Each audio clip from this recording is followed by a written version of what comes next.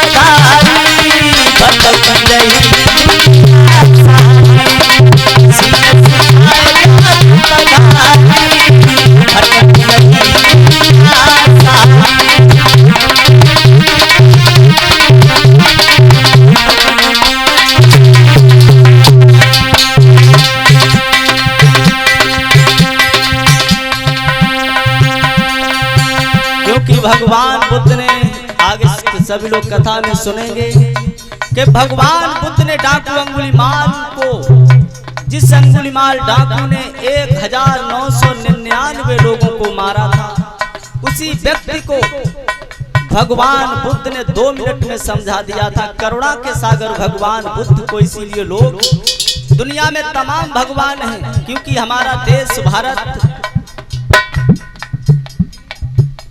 तमाम धर्मों से घिरा हुआ है, तमाम भगवान है। देश भारत के अंदर भगवानों की कमी नहीं है, लेकिन करुणा के सागर तथागत बुद्ध जी ने लाइठा पेशिया।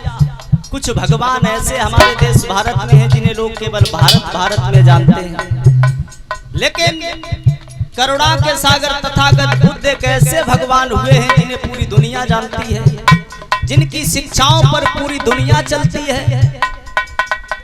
और हमारे देश भारत में जो भगवान पैदा हुए वो देश भारत के अलावा कहीं जा नहीं पाए, क्योंकि कुछ भगवानों का जिक्र मिलता है, कुछ भगवान ऐसे पैदा हुए अंतर्यामी थे, उड़ जाते थे, गायब भी हो जाते थे।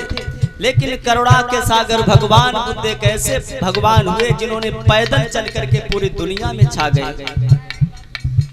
तो भगवानों में सबसे प्रथम नाम अगर कोई किसी का आता है तो भगवान बुद्ध का नाम आता है, जिन्होंने केवल वाणी के द्वारा इंसान का जीवन भवसागर से पार किया। और भी भगवान हमारे यहाँ हुए हैं, आपने देखा होगा कभी भगवान ने किसी को मारा तो कभी जिंदा कर दिया, लेकिन वे भगवान बुद्ध ऐसे भगवान हुए हैं जिन्होंने ना कभी किसी को मारा और ना कभी किसी को जिंदा किया। क्योंकि भगवान बुद्ध का सिद्धांत कहता है कि मरे हुए लोगों को जिंदा नहीं किया जा सकता है। जिस व्यक्ति के शरीर के तत्व नष्ट हो जाते हैं उसे दोबारा जिंदा करना संभव नहीं है, लेकिन यहाँ हम लोगों को ये पढ़ा दिया गया है कि मरे हुए लोगों को जिंदा भी कर देते हैं। लेकिन बुद्ध का धर्म कहता है, बुद्ध का मार्ग कहता है, भगवान बुद्ध कहते हैं कि मरे हुए लोगों को जिंदा नहीं किया जा सकता है। अगर जिंदा हो जाते तो जाने कितने ऐसे लोग हैं जो अपने शरीर को बचाने के लिए कुछ भी कर जाते। बड़े बड़े भगवान पैदा हुए वो आज जिंदा होते, कोई जिंदा। ये प्राकृतिक सत्य है, इसे बदला नहीं जा सकता है। ये प्राकृतिक नियम है, ये बदला नहीं जा सकता है। जितने भी भगवान हुए सब चले गए, कोई दिखाई दे तो बता, कोई नहीं दिखाई दे रहा है। जो सत्य है उसे बदलना संभव नहीं है।